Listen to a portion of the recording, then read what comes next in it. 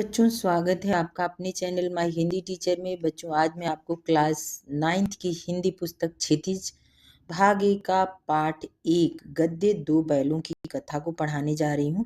इस कथा को पढ़ने से पहले इसके जो लेखक हैं प्रेमचंद, उनके बारे में जान लेते हैं। पहले उनके क्या विचार हैं, उनका कहाँ जन्म हुआ और उन्होंने क्या क्या रचनाएं की और इस कहानी में उन्होंने कहने का क्या प्रयास किया है, उसको भी देखेंगे। उसके बाद फिर कहानी को पढ़ेंगे। चलिए बच्चों, देखते हैं। क्योंकि अभी आप लोग 9th क्लास में चले गए हैं और अब आपको लेखक का परिचय, लेखक की जीवनी लिखने के लिए भी आएगा, तो इसलिए आप इन सबको भी ध्यान दीजिएगा। ये नहीं कि ऐसे ही बस पढ़ के निकल जाएं। तो अब आपको पढ़ना और समझना भी पड़ेगा, क्योंकि यही चीज़ें आपको आगे चल के 9th 10th 11th 12th में काम आने वाली हैं। प्रेमचंद के बारे में देखते हैं बच्चों। प्रेमचंद का जन्म सन 1880 में बनारस के लम्ही गांव में हुआ था। उनका मूल नाम धनपत राय था। प्रेमचंद का बचपन अभाव में बीता और शिक्षा बीए तक ही हो पाई थी।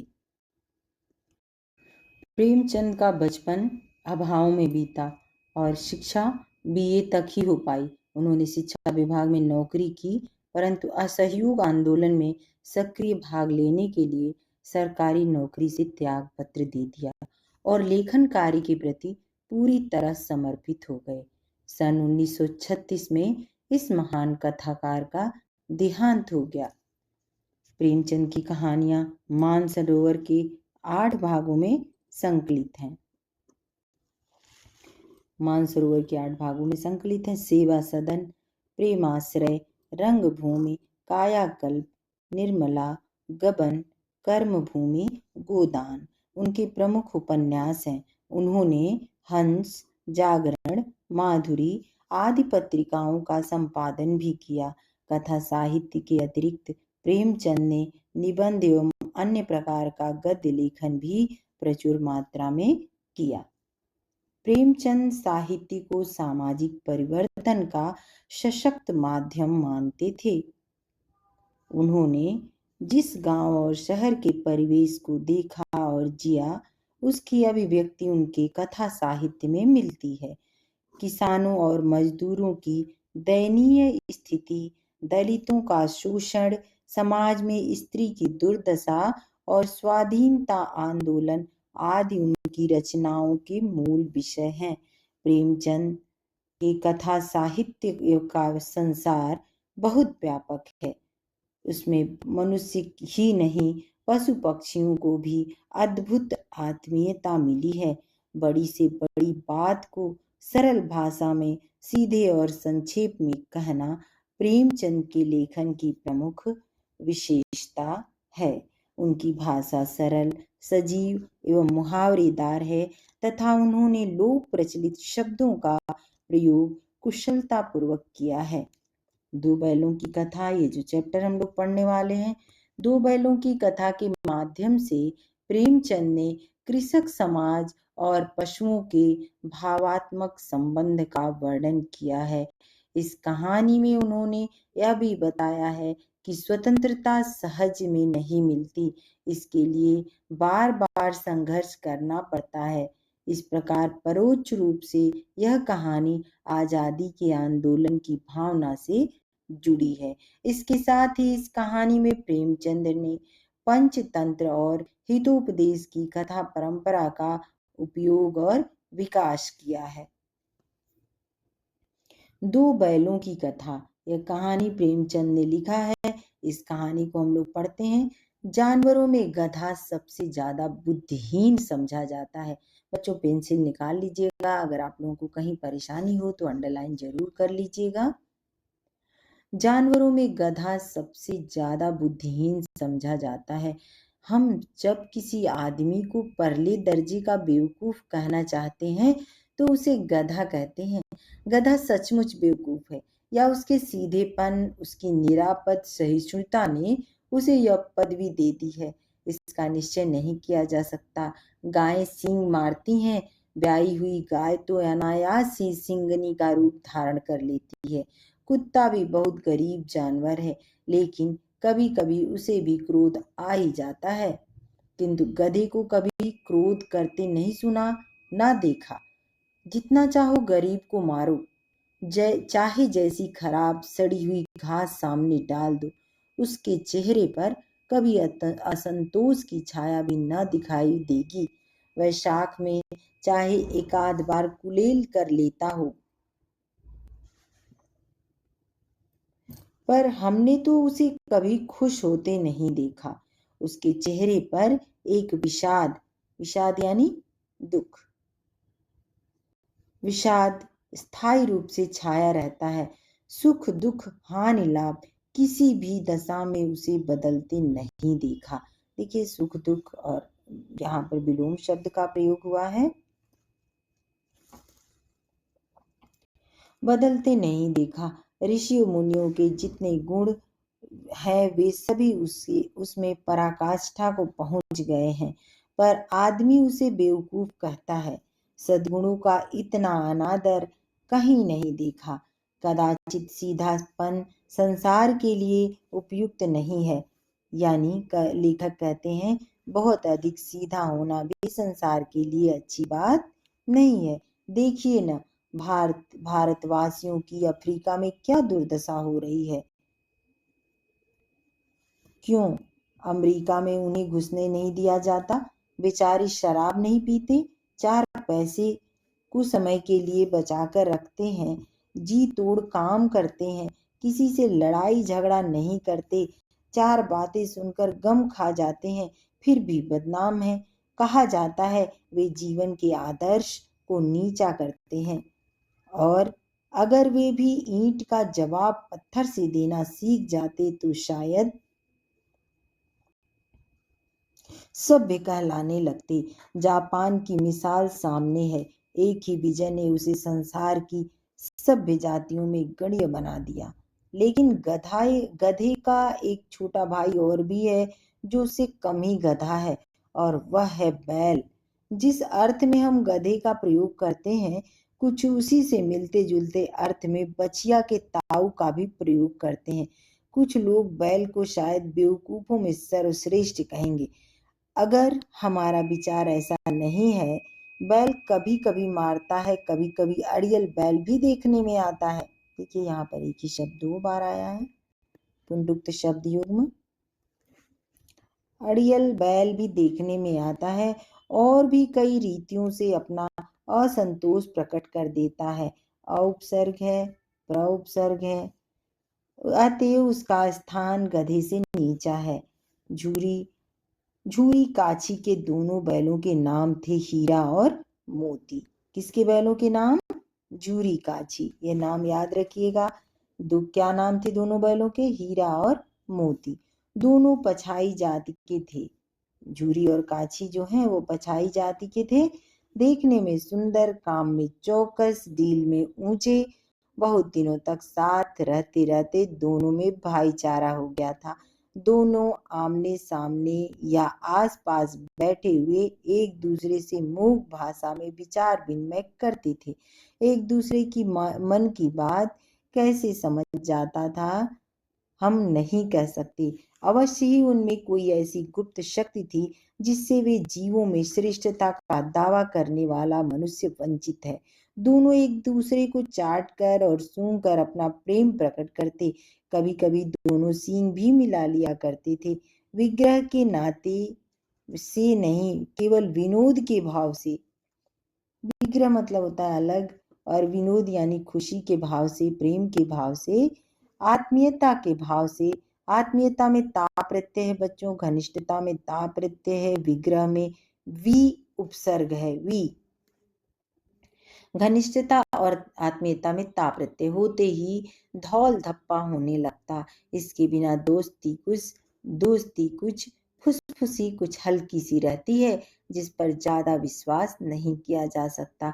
जिस वक्त ये दोनों बैल हल या गाड़ी में जोत दिए जाते और गर्दन हिला हिला कर चलते, उस वक्त हर एक की यही चेष्टा होती थी कि ज्यादा से ज्यादा बोझ मेरी ही गर्दन पर रहे। दिन भर के बाद दोपहर या संध्या को दोनों खुलते तो एक दूसरे को चाट चूट कर अपनी थकान मिटा लिया करते। नाद में खली भूसा पड़ जाने के बाद दोनों साथ उठते, साथ नाद में मुंह डालते और साथ ही बैठते थे। एक मुंह हटा लेता तो दूसरा भी हटा लेता था। जो दोनों बैल थे हीरा मोती, उन दोनों बैलों में कितना प्यार था। दोनों एक दूसरे से बहुत अधिक प्यार करते थे। संजोग की बात, झूरी ने एक बार गोई को ससुराल भेज दिया। बैलों को क्या मालूम वे क्यों भेजे जा रहे हैं। समझे मालिक ने हमें बेच दिया। बैल सोचे हमें बेच दिया गया। अपना यूं बेचा जाना अच्छा लगा या बुरा कौन जाने, पर झूरी के साले गया को घर तक गोई ले जाने में दांतों पसीना आ गया। पीछे से हाँकता तो दोनों दाएं बाएं भागते, पगहिया पकड़कर आगे से खींचता तो दोनों पीछे को जोर लगाते, मारता तो दोनों सींग नीचे करके हुंकारते। अगर ईश्वर ने उन्हें वाणी दी होती तो झूरी से पूछते, तुम हम गरीबों को क्यों निकाल रहे हो। हमने तो तुम्हारी सेवा करने में कोई कसर नहीं उठा रखी। अगर इतनी मेहनत से काम न करता था तो और काम ले लेते। हमें तो तुम्हारी चाकरी में मर जाना कबूल था। हमने कभी दाने चारे की शिकायत नहीं की। तुमने जो कुछ खिलाया वह सिर झुकाकर खा लिया। फिर तुमने हमें इस जालिम के हाथ क्यों बेच दिया। जो ये दोनों हीरा मोती थे, दोनों ये सोचते हैं कि हमें बेच दिया गया है, इसलिए वो लोग ऐसी बातें आपस में कर रहे हैं। संध्या समय दोनों बैल अपने नए स्थान पर पहुंचे। दिन भर के भूखे थे, लेकिन जब नाद में लगाए गए तो एक ने भी उसमें मुंह न डाला। दिल भारी हो रहा था उन लोगों का। दिल भारी यानी बहुत उदास थे वो दोनों। जिसे उन्होंने अपना घर समझ रखा था वह आज उनसे छूट गया था। यह नया घर, नया गांव, नए आदमी उन्हें बेगानों से लगते थे। अगर हम जानवर को रखते हैं बच्चों, जानवर को हम प्यार करते हैं तो जानवर हमसे ज्यादा प्यार करते हैं। वो वफादार होते हैं। वो हमसे इतना प्यार करते हैं कि हमसे एक पल दूर रहना भी नहीं चाहते हैं। दोनों ने अपनी मूक भाषा, मूक यानी शांत, दोनों ने अपनी मूक भाषा में सलाह लिखी। सलाह यानी आपस में बातचीत। एक दूसरे को कनखियों से देखा यानी तिरछी आंखों से देखा और लेट गए। जब गांव में सोता पड़ गया, सोता यानी सभी सो गए, तो दोनों ने जोर मारकर पगहे तुड़ा डाले और घर की तरफ चले। पगहे बहुत मजबूत थे। अनुमान न हो सकता था कि कोई बैल उन्हें तोड़ सकेगा, पर इन दोनों में इस समय दूनी शक्ति आ गई थी। एक एक झटके में रस्सियां टूट गईं। झूरी प्रातःकाल सोकर उठा तो देखा कि दोनों बैल चरनी पर खड़े हैं। दोनों की गर्दनों में आधा आधा गराव लटक रहा है। घुटने तक पांव कीचड़ से भरे हैं और दोनों की आंखों में विद्रोह में स्नेह झलक रहा था। कभी आपने देखा होगा बच्चों कि माँ बाप जब कभी बच्चों को डांटते हैं तो उनको कहते हैं जाओ आज तुम्हें खाना नहीं देंगे, तो बच्चे क्या करते हैं कि वो विद्रोह तो करते हैं, लेकिन मन ही मन उनको प्यार भी होता है। माँ बाप से लिपट जाना चाहते हैं, कहते हैं नहीं जाऊंगा मैं आपको छोड़ करके। उसी तरह का प्यार जो माँ बाप के प्रति बच्चों के अंदर होता है वह उन दोनों बैलों के अंदर अपने मालिक के प्रति था। तो वो उनके अंदर स्नेह यानी प्यार झलक रहा है। झूरी बैलों को देखकर स्नेह से गदगद हो गया। स्नेह यानी प्यार से गदगद यानी खुश हो गया। दौड़कर उन्हें गले लगा लिया। प्रेमालिंगन, प्रेम से आलिंगन कर लेना, गले लगा लेना और चुंबन का वह दृश्य बड़ा ही मनोहर था। यानी वह बैलों को अपने बहुत ही प्यार से गले लगा लिया और उन्हें प्यार करने लगा। घर और गांव के लड़के जमा हो गए और तालियां बजा बजा कर उनका स्वागत करने लगे। गांव के इतिहास में यह घटना अभूतपूर्व न होने पर भी महत्वपूर्ण थी। बाल सभा ने निश्चय किया दोनों पशु वीरों को अभिनंदन पत्र देना चाहिए। कोई अपने घर से रोटियां लाया, कोई गुड़, कोई चोकर, कोई भूसी। बाल सभा यानी बच्चों की सभा ने। सब बच्चे भी खुश हो गए कि हमारे बैल गए तो थे पर वापस आ गए। एक बालक ने कहा ऐसे बैल किसी के पास ना होंगे। दूसरे ने समर्थन किया इतनी दूर से दोनों अकेले चले आए।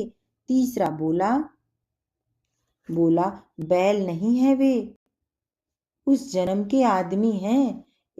इसका प्रतिवाद करने का किसी को साहस ना हुआ।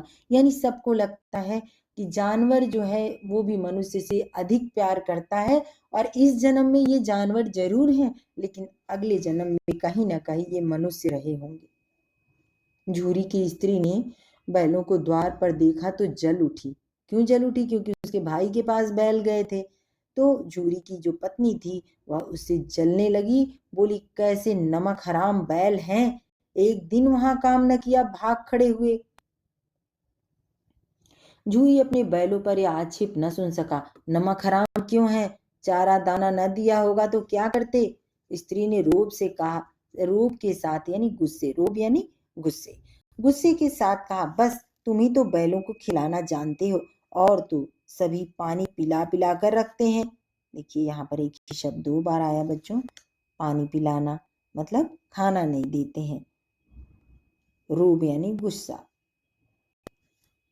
जूरी ने चिढ़ाया, चारा मिलता तो क्यों भागते? स्त्री चिढ़ी, स्त्री यानी जूरी की जो पत्नी थी वो चिढ़ी, भागे इसलिए कि वे तुम जैसे बुद्धुओं की तरह बैलों को सहलाते नहीं। क्यों भागे बैल? बैल इसलिए भागे कि वे लोग तुम जैसे बुद्धुओं की तरह बैलों को सहलाते नहीं, खिलाते हैं तो रगड़ कर जोतते भी हैं। ये दोनों ठहरे कामचोर, बैलों को कह रही, ये दोनों ठहरे कामचोर भाग निकले। अब देखूं कहां से खली और चोकर मिलता है, सूखे भूसे के सिवा कुछ न दूंगी, खाए चाहे मरे। जूरी की पत्नी के भाई के पास वो बैल गए थे। बैलों को क्या पता कि ये इसके भाई हैं, कौन है, उसको लगा हमें बेच दिया गया है, और उन्हें वो जगह पसंद नहीं आई इसलिए वो भाग आए। बैलों ने नाद में मुंह डाला तो फीका फीका, यानी उन्हें फीका फीका एक ही शब्द 2 बार आया, यानी जो भोजन उन्हें दिया गया था वो उन्हें अच्छा नहीं लगा, ना कोई चिकनाहट ना कोई रस, यानी बैलों को अच्छे से खाने पीने के लिए खली नहीं डाली गई थी, उसमें अच्छा दाना नहीं दिया गया था, बस सूखा भूसा दे दिया था। क्या खाएं? बैलों ने क्या कहा, क्या खाएं? आशा भरी आंखों से द्वार की ओर ताकने लगे, द्वार यानी दरवाजे की ओर ताकने लगे कि अब मेरा मालिक जो झूरी है मेरे लिए कुछ ना कुछ लेकर जरूर आएगा, इसलिए उन्होंने देखना। झूरी ने मजूर से कहा, थोड़ी सी खली क्यों नहीं डाल देता बे, मालकिन मुझे मार ही डालेगी। मजदूर ने कहा, मजूर मतलब मजदूर, मालकिन मुझे मार ही डालेगी, चुरा कर डाला न दादा, पीछे से तुम भी उन्हीं की ही कहोगे।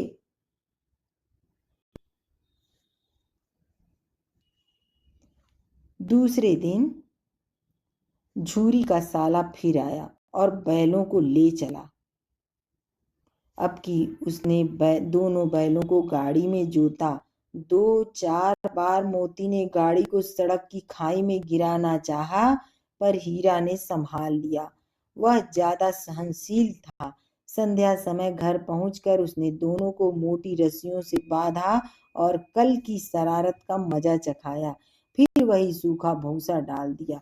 अपने दोनों बैलों को खली चूनी सब अपने दोनों बैलों को खली चूनी सब कुछ दी। मतलब अपने बैलों को इसने, जो जूरी की पत्नी का भाई था, इसने खली और चूनी सब कुछ दिया, लेकिन झूरी के बैलों को खली और चूनी नहीं दिया। हीरा मोती को दोनों बैलों का ऐसा अपमान कभी न हुआ था। देखिए, आपको लगता है कि एक जानवर को हमने कुछ अच्छा दे दिया, दूसरे को नहीं दिया, तो दूसरे को लगता है कि उसको दे दिया, उसे अच्छा दिया, मुझे बुरा दिया, यानी उसका अपमान होता है। मान लीजिए बच्चों, आपने 2 कुत्ते पाले हैं और एक आपका अपना कुत्ता है, एक किसी और का आपने रखा है, तो जानवर तो दोनों जानवर हैं, दोनों बराबर हैं। आप अपने वाले से ज्यादा प्यार करते हैं, ये बात हो सकती है, लेकिन भोजन में सबको एक बराबर देना चाहिए। वो बच्चा है, वो मनुष्य है, या फिर वो जानवर है। अगर आप 2 जानवरों को एक साथ भोजन दे रहे हैं तो बिल्कुल एक जैसा दीजिए। 2 मनुष्यों को दे रहे हैं तो एक जैसा। बूढ़े माता पिता हैं तो उनके में भी कोई कमी मत कीजिए। ये संस्कार होता है कि आप जब भी किसी को भोजन दें तो एक बराबर अच्छे से दें, कोई अपना पराया नहीं करना चाहिए। भूख सबको लगती है, अच्छी चीज सबको अच्छी लगती है। तो झूरी उन्हें, अब देखिए दोनों बैलों को ऐसा अपमान कभी न हुआ था। ऐसा लग रहा है कि बहुत बेइज्जती हो रही है हमारी, हम कहाँ से यहाँ आ गए। झूरी इन्हें फूल की झड़ी से भी न छूता था। यानी जो झूरी था वह कभी मारता नहीं था अपने बैलों को, उसकी टिटकार पर दोनों उड़ने लगते थे। ऐसे टिट टिट ऐसे खींचता था जरा सा, बस वो दोनों उड़ने लगते थे। यहाँ मार पड़ी, यहाँ उन्हें क्या पड़ा, एक तो दाना भूसी नहीं मिली, दूसरे मार भी खूब पड़ी बैलों को। यहाँ मार पड़ी। आहत सम्मान की व्यथा तो थी ही। सम्मान, आहत सम्मान मतलब उनका जो सम्मान घायल हुआ था, वो दुखी थे, वो अलग। उस पर भी मिला सूखा भूसा, खाने को भी दाना दूनी नहीं मिला। नाद की तरफ आंखें तक न उठाई, मतलब एक दिन तो अपने घर भाग के गए थे, वहां नहीं कुछ खाने को दिया इसकी बहन ने, जूरी की पत्नी ने, और अब जूरी के भाई ने फिर दूसरे दिन उसको लाया, तो वहां भी उन्होंने कुछ अच्छा नहीं दिया, वहां भी बैलों ने नहीं खाया। दूसरे दिन गया ने बैलों को हल में जोता। उसके भाई का क्या नाम था, गया। गया ने दूसरे दिन गया ने बैलों को हल में जोता, पर इन दोनों ने जैसे पांव न उठाने की कसम खा ली थी। वह मारते मारते थक गया। जहां जूरी अपने बैलों को प्यार से सहलाता था, प्यार करता था, गले लगाता था, फूलों के डंडों से भी उनको जरा सा भी नहीं टच करता था, वहां उन्हें ना तो ढंग का दाना मिला, ना भूसा मिला, अच्छा खाना नहीं मिला, प्यार तो मिला ही नहीं, अपमान मिला, और मारा भी उन्हें गया।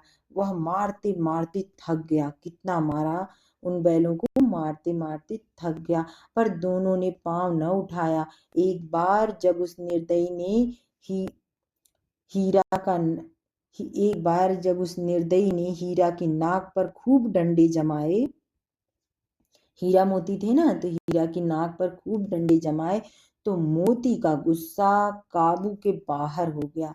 हल लेकर भागा। हल, रस्सी, जुआ, जोत सब टूट टाट कर बराबर हो गया।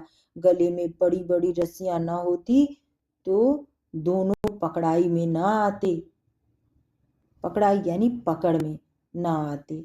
हीरा ने मूक भाषा में कहा, भागना व्यर्थ है।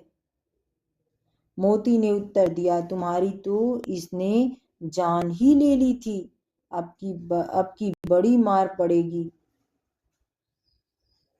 पढ़ने दो, बैल का जन्म लिया है तो मार से कहाँ तक बचेंगे। गया दो आदमियों के साथ दौड़ा आ रहा है। अब जो उसका भाई था, जूरी की पत्नी का भाई गया, दो आदमियों के साथ दौड़ा आ रहा है, दोनों के हाथों में लाठियां हैं। मोती बोला, कहो तो दिखा दो कुछ मजा, मैं भी। लाठी लेकर आ रहा है। हीरा ने समझाया, नहीं भाई, खड़े हो जाओ, मुझे मारेगा तो मैं भी एक दो को गिरा दूंगा। नहीं, हमारी जाति का यह धर्म नहीं है। मोती दिल में ऐंठ कर रह गया। गया आ पहुंचा और दोनों को पकड़कर ले चला। कुशल हुई कि उसने इस वक्त मार पीट न की, नहीं तो मोती भी पलट पड़ता। उसके तेवर देखकर गया और उसके सहायक समझ गए कि इस वक्त टाल जाना ही मसलत मसलहत है, यानी कि इस समय टाल जाना ही बेहतर होगा, नहीं तो कहीं ये बैल पलट गए तो हमें मार डालेंगे। तो मसलहत मतलब छोड़ देना है इस समय। आज दोनों के सामने फिर वही सूखा भूसा लाया गया। दोनों चुपचाप खड़े रहे। घर के लोग भोजन करने लगे। उस वक्त छोटी सी लड़की दो रोटियां लिए निकली और दोनों के मुंह में देकर चली गई। उसने एक रोटी से इनका भूख तो क्या शांत होती, पर दोनों के हृदय को मानो भोजन मिल गया। देखिए, भोजन भूख की कम होती है, प्यार की ज्यादा होती है।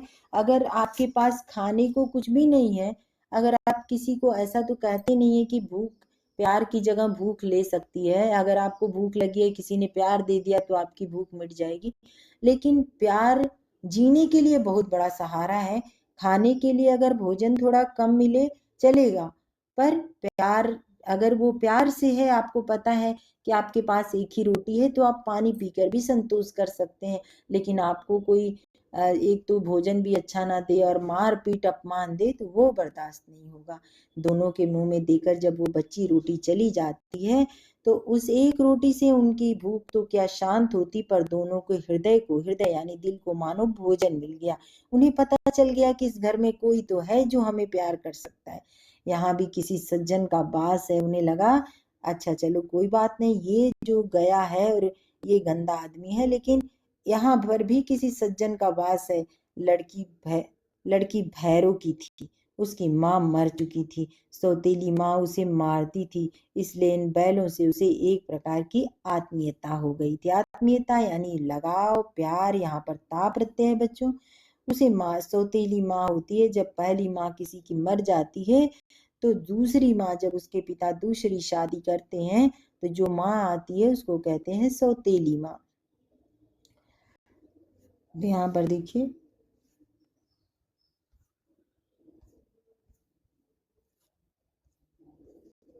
दोनों दिन भर जोते जाते, डंडे खाते अड़ते, डंडे खाते अड़ते। शाम को थान पर बांध दिए जाते और रात को वही बालिका उन्हें 2 रोटियां खिला जाती। प्रेम के इस प्रसाद की यह बरकत थी कि 2-2 गाल सूखा भूसा खाकर भी दोनों दुर्बल न होते थे। देखिए प्यार में कितनी ताकत होती है बच्चों। आप अपने माता पिता से जरूर प्यार करें, गरीबी हो चलेगा, पर माँ बाप को प्यार हमेशा दें, उनकी इज्जत करें, उनका मान सम्मान बनाए रखें। प्रेम के इस प्रसाद की यह बरकत थी कि 2-2 गाल भूसा खाकर भी दोनों दुर्बल, दुर्बल यानी कमजोर न होते थे, मगर दोनों की आंखों में रोम रोम में विद्रोह भरा हुआ था। रोम रोम यानी रोए रोए। यहाँ पर देखिए 2-2 और रोम रोम पुनरुक्त शब्द युग में एक ही शब्द 2 बार आया है। भरा हुआ था। एक दिन मोती ने मूक भाषा, मूक यानी शांत भाषा में कहा, अब तो नहीं सहा जाता हीरा, क्या करना चाहते हो? एक आध को सींगों पर उठाकर फेंक दूंगा, लेकिन जानते हो वह प्यारी लड़की जो हमें रोटियां खिलाती है उसी की लड़की है जो इस घर का मालिक है। यह बेचारी अनाथ ना हो जाएगी तो मालकिन को न फेंक दूं, तो मालकिन को न फेंक दूं, वही तो उस लड़की को मारती है। लेकिन औरत जात पर सींग चलाना मना है, यह भूले जाते हो? तुम तो किसी तरह निकलने ही नहीं देते, बताओ तुड़ाकर भाग चलें? हाँ, यह मैं स्वीकार करता हूँ, लेकिन इतनी मोटी रस्सी टूटेगी कैसे? इसका एक उपाय है। पहले रस्सी को थोड़ा सा चबा लो, फिर एक झटके में जाती है, यानी फिर हम लोग झटका मार के निकल जाएंगे। रात को जब बालिका रोटियां खिलाकर चली गई तो दोनों रस्सियां चबाने लगे, पर मोटी रस्सी मुंह में ना आती थी। बेचारे बार बार जोर लगाकर रह जाते थे। देखिए यहाँ पर एक ही शब्द 2 बार आया है, और यहाँ पर बेचारे में बे उपसर्ग है, चारे अंत में लगा है, मूल शब्द है। सहसा घर का द्वार खुला और वह लड़की निकली। दोनों सिर झुकाकर उसका हाथ चाटने लगे। दोनों दोनों की पूंछें खड़ी हो गई। उसने उनके माथे सहलाए और बोली, खोल देती हूँ, चुपके से भाग जाओ, नहीं तो यहाँ लोग मार डालेंगे। आज घर में सलाह हो रही है कि इनकी नाकों में नाथ डाल दी जाए। उसने गराव खोल दिया, पर दोनों चुपचाप खड़े रहे। मोती ने अपनी भाषा में पूछा, अब चलते क्यों नहीं? हीरा ने कहा, चले तो, लेकिन कल इस अनाथ पर आफत आएगी, सब इसी पर संदेह करेंगे। सहसा बालिका चिल्लाई, दोनों फूफा वाले बैल भागे जा रहे हैं, ओ दादा दादा, दोनों बैल भागे जा रहे हैं, जल्दी दौड़ो। गया हड़बड़ा कर भीतर से निकला और बैलों को पकड़ने लगा। वे दोनों भागे। गया ने पीछा किया और भी तेज हुए। गया ने शोर मचाया। फिर गांव के कुछ आदमियों को भी साथ लेने के लिए लौटा। दोनों मित्रों को भगाने का मौका मिल गया। सीधे दौड़ते चले गए, यहाँ तक कि मार्ग का ज्ञान न रहा। जिस परिचित मार्ग से आए थे उसका यहाँ पता न था। नए नए गांव मिलने लगे। तब दोनों एक खेत के किनारे खड़े होकर सोचने लगे, अब क्या करना चाहिए। देखिए यहाँ पर नए नए एक ही शब्द 2 बार आया बच्चों। तब क्या करना चाहिए? हीरा ने कहा, मालूम होता है राह भूल गए, तुम भी बेतहासा भागे, वहीं उसे मार गिराना था।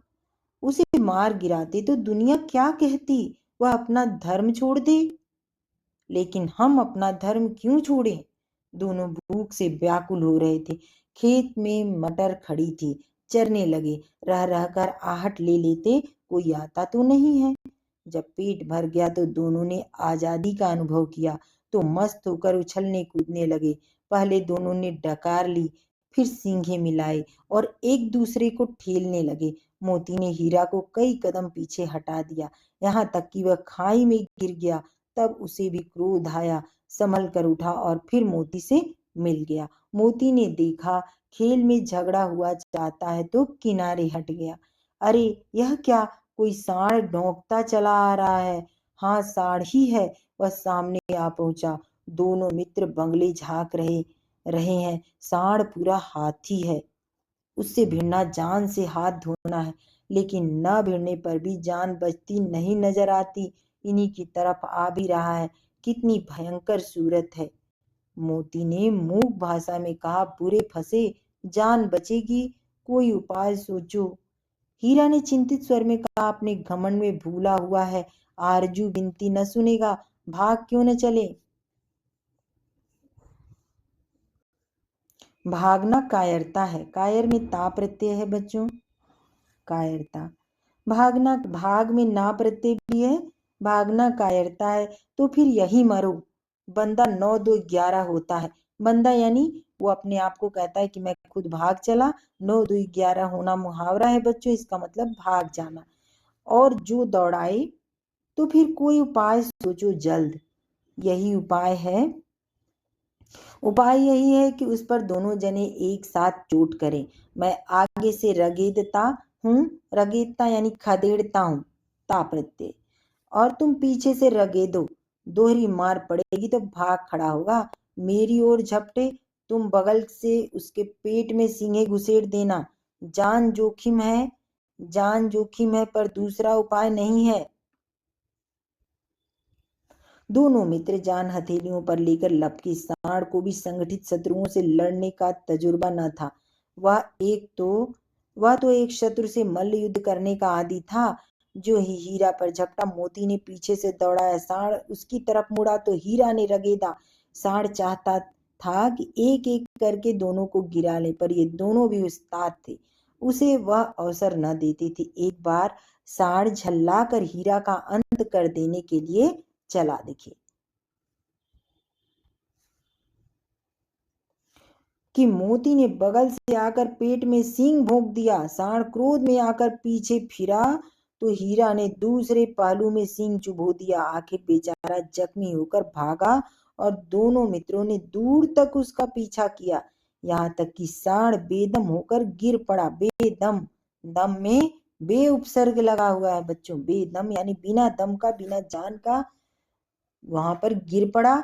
तब दोनों ने उसे छोड़ दिया। दोनों मित्र विजय के नशे में झूमते चले जाते थे। मोती ने अपनी सांकेतिक भाषा में, सांकेतिक यानी इशारे इशारे में, सांकेतिक भाषा में कहा, मेरा जी तो चाहता था कि बच्चा को मार ही डालूं। हीरा ने तिरस्कार किया, गिरे हुए बैरी पर सींग न चलाना चाहिए। यह सब ढोंग है। बैरी का ऐसा मारना चाहिए कि फिर न उठे। अब घर कैसे पहुंचेंगे वह सोचो, पहले कुछ खा ले तो सोचें। सामने मटर का खेत था ही। मोती उसमें घुस गया। हीरा मना करता रहा, पर उसने एक न सुनी। अभी 2 ही 4 ग्रास खाए थे कि दो आदमी लाठियां लिए दौड़ पड़े और दोनों मित्रों को घेर लिया। हीरा तो मेड़ पर था, निकल गया। मोती सींचे हुए खेत में था। उसके खुर कीचड़ में धंसने लगे। न भाग सका, पकड़ लिया। हीरा ने देखा संगी संकट में है तो लौट पड़ा। फंसेंगे तो दोनों फंसेंगे। रखवालों ने उसे भी पकड़ लिया। प्रातःकाल दोनों मित्र कांजी हाउस में बंद कर दिए गए। दोनों मित्रों को जीवन में पहली बार ऐसा सविका पड़ा कि सारा दिन बीत गया और खाने को एक दिन का भी न मिला। समझ ही में न आता था कि यह कैसा स्वामी है। इससे तो गया फिर भी अच्छा था। यहाँ कई भैंसे थी, कई बकरियां, कई घोड़े, कई गधे, पर किसी के सामने चारा न था। सब जमीन पर मुर्दों की तरह पड़े थे। कई तो इतने कमजोर हो गए थे कि खड़े भी न हो सकते थे। सारा दिन दोनों मित्र फाटक की ओर टकटकी लगाए ताकते रहे, पर कोई चारा लेकर आता न दिखाई दिया। तब दोनों ने दीवार की नमकीन मिट्टी चाटनी शुरू की, पर इससे क्या तृप्ति होती। तृप्ति यानी संतोष। तृप्ति, तृप्ति का मतलब होता है संतोष। रात को भी जब कुछ भोजन न मिला तो हीरा के दिल में विद्रोह की ज्वाला दहक उठी। मोती से बोला, अब तो नहीं रहा जाता मोती। मोती ने सिर लटकाए हुए जवाब दिया, मुझे तो मालूम होता है प्राण निकल रहे हैं। इतनी जल्दी हिम्मत न हारो भाई, यहाँ से भागने का कोई उपाय निकालना चाहिए। आओ दीवार तोड़ डालें, मुझसे तो अब कुछ न होगा। बस इसी बूते पर अकड़ते थे, सारी अकड़ निकल गई। बाड़े की दीवार कच्ची थी, हीरा मजबूत तो था ही। उसने अपने नुकीले सींग दीवार में गड़ा दिए और जोर मारा तो मिट्टी एक चिप्पड़ निकल आया। मिट्टी का एक चिप्पड़ निकल आया। फिर तो उसका साहस बढ़ा। इसने दौड़ दौड़ कर दीवार पर चोटी की और हर चोट में थोड़ी थोड़ी मिट्टी गिराने लगा। उसी समय कांजी हौस का चौकीदार लालटेन लेकर जानवरों की हाजिरी लेने आ निकला। हीरा का उजड़पन देखकर उसने उसे कई डंडे रसीद किए और मोटी सी रस्सी से बांध दिया। मोती ने पड़े पड़े कहा, आखिर मार खाई, क्या मिला? अपने बूते भर जोर तो मार दिया। ऐसा जोर मारना किस काम का कि और बंधन में पड़ गए। जोर तो मार जोर तो मारता ही जाऊंगा, चाहे कितने ही बंधन पड़ते जाएं। जान से हाथ धोना पड़ेगा, कुछ परवाह नहीं, यूं भी तो मरना ही है। सोचो दीवार खुद जाती तो कितनी जानें बच जाती। इतने भाई यहाँ बंद हैं, किसी की देह में जान नहीं। 2-4 दिन और यही हाल रहा तो सब मर जाएंगे। हाँ, यह बात तो है। अच्छा तो ला, फिर मैं भी जोर लगाता हूँ। मोती ने भी दीवार में उसी जगह सींग मारा। थोड़ी सी मिट्टी गिरी और फिर हिम्मत बढ़ी। फिर तो वह दीवार में सींग लगाकर इस तरह जोर करने लगा मानो किसी प्रतिद्वंदी से लड़ रहा है। आखिर कोई 2 घंटे की जोर आजमाई के बाद दीवार ऊपर से लगभग एक हाथ गिर गई। उसने दूनी शक्ति से दूसरा धक्का मारा तो आधी दीवार गिर पड़ी। दीवार का गिरना था कि अधमरे से पड़े हुए सभी जानवर चेत उठे। तीनों घोड़ियां सरपट भाग निकली, बकरियां निकली, इसके बाद भैंसे खिसक गईं, पर गधे अभी तक ज्यों के त्यों खड़े थे। हीरा ने पूछा, तुम दोनों क्यों नहीं भाग जाते? एक गधे ने कहा, जो कहीं फिर पकड़ लिए जाएं तो क्या हरज है, अभी तो भागने का अवसर है, हमें तो डर लगता है, हम यहीं पड़े रहेंगे। आधी रात से ऊपर जा चुकी थी। दोनों गधे अभी तक खड़े सोच रहे थे कि भागे या ना भागे। मोती और अपने मित्र की रस्सी तोड़ने में लगा हुआ था। जब वह हार गया तो हीरा ने कहा, तुम जाओ, मुझे यहीं पड़ा रहने दो, शायद कहीं भेंट हो जाए। मोती ने आंखों में आंसू लाकर कहा, तुम मुझे इतना स्वार्थी समझते हो हीरा? हम और तुम इतने दोनों एक साथ रहे हैं, आज तुम विपत्ति यानी दुख में पड़ गए तो मैं तुम्हें छोड़कर अलग हो जाऊं? हीरा ने कहा, बहुत मार पड़ेगी, लोग समझ जाएंगे यह तुम्हारी शरारत है। मोती गर्व से बोला, जिस अपराध के लिए तुम्हारे गले में बंधन पड़ा, उसके लिए अगर मुझ पर मार पड़े तो क्या चिंता। इतना तो हो ही गया कि 9-10 प्राणियों की जान बच गई, वे सब तो आशीर्वाद देंगे। यह कहते हुए मोती ने दोनों गधों को सींगों से मार मार कर बाड़े से बाहर निकाला और तब अपने बंधु के पास आकर सो रहा। भोर होते ही मुंशी और चौकीदार तथा अन्य कर्मचारियों में कैसी खलबली मची, इसके लिखने की जरूरत नहीं। बस इतना ही काफी है कि मोती की खूब मरम्मत हुई और उसे भी मोटी रस्सी से बांध दिया गया। सहसा एक दड़ियल आदमी, जिसकी आंखें लाल थी और मुद्रा अत्यंत कठोर, आया और दोनों मित्रों की कुल्हों में उंगली गोदकर मुंशी जी से बातें करने लगा।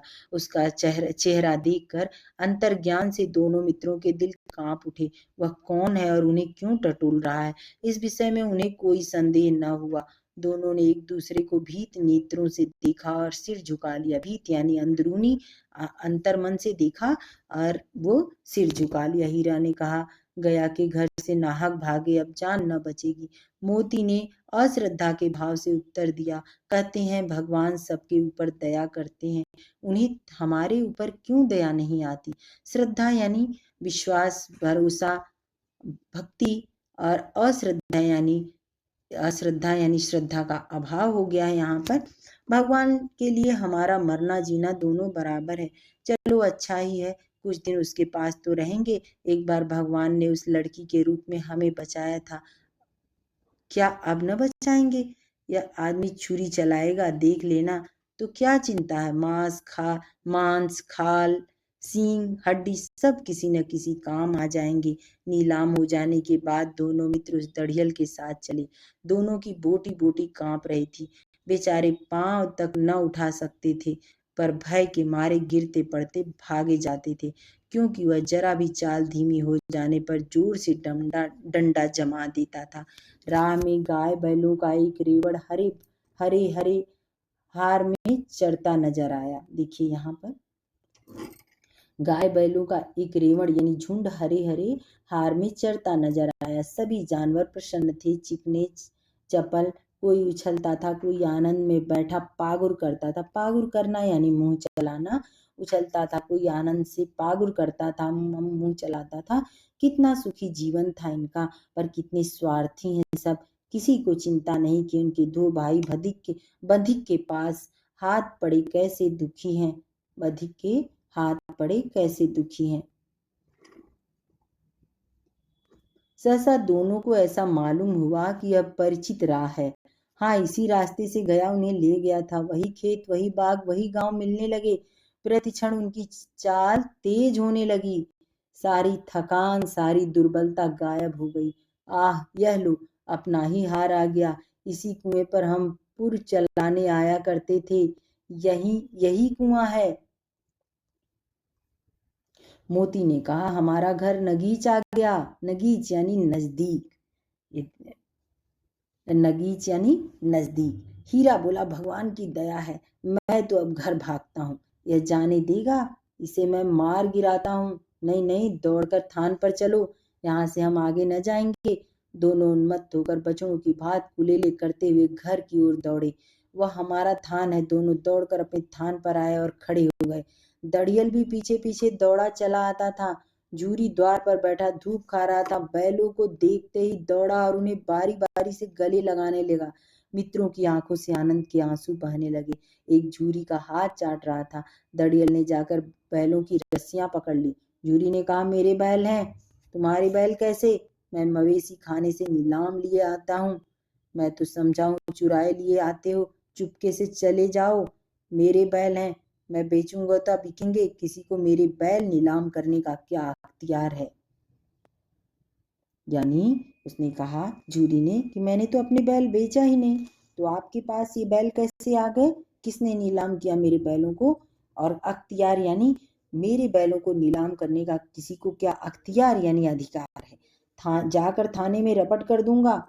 मेरे बैल हैं, इसका सबूत यह है कि मेरे द्वार पर खड़े हैं। दड़ियल झल्ला कर बैलों को जबरदस्ती पकड़ ले जाने के लिए बढ़ा।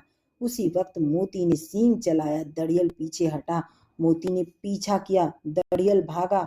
मोती पीछे दौड़ा। गांव के बाहर निकल जाने पर वह रुका, पर खड़ा दड़ियल का रास्ता देख रहा था।